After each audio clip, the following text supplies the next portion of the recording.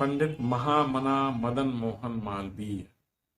महामना शब्द एक ऐसे विभूति का परिचायक है जो अपने व्यक्तित्व, कृतित्व, सोच और व्यवहार के कारण महान व्यक्ति कहे जाते हैं।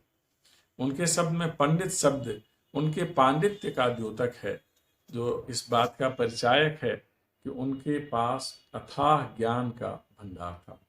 भारतीय सनातन परंपरा का जितना बोध उनके पास था, समसामयिक नायकों में शायद ही किसी के पास उतना रहा हो।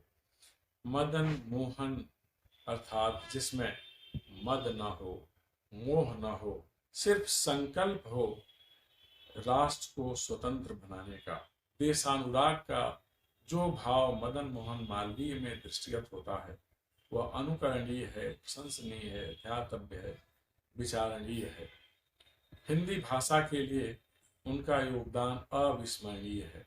प्रथम हिंदी साहित्य सम्मेलन की अध्यक्षता भी उन्होंने काशी में किया था और उस समय कहा उन्होंने कि अपनी भाषा के माध्यम से ही एक राष्ट्र चमत्कृत हो सकता है, एक समाज प्रतिष्ठित हो सकता है और एक व्यक्ति अपनी पहचान पा सकता है।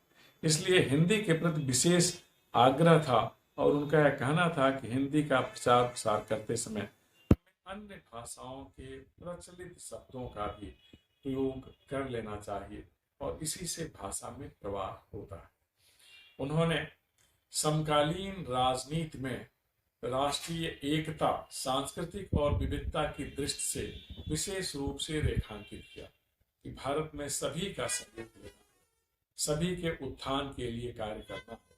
तत्कालीन स्थापित राजनीतिक प्रक्रिया से कभी असहमत होने के बाद भी वह कुपित नहीं हुए।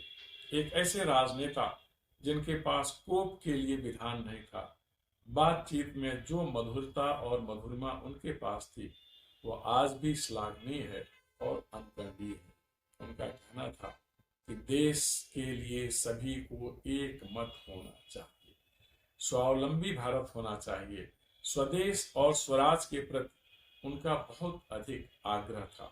हिंदू महासभा के संस्थापकों में भी स्वराज का आग्रह करने वालों में प्रमुख मदन मोहन मालवीय शिक्षा के माध्यम से संस्कृति और संस्कार का उद्घोष करते थे।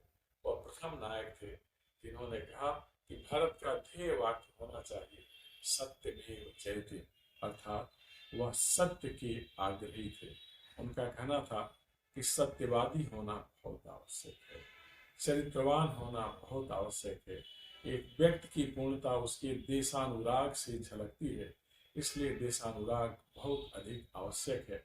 युवाओं को वह इसके लिए सदैव प्रेरित करते हैं। उनकी सोच, उनकी समझ और उनकी प्रेरणा का केंद्र है काशी हिंदू विश्वविद्यालय, जहां ज्ञान विज्ञान की सभी विधाएं हैं और जिसके माध्यम से व्यक्ति का उन्नयन, समाज की सेवा और राष्ट्र का संवर्धन जैसे ध्येय निरंतर पूर्ण हो रहे हैं।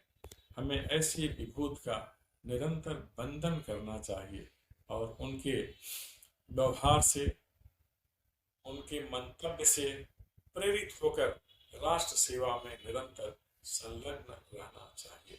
ऐसे विभूति को सदा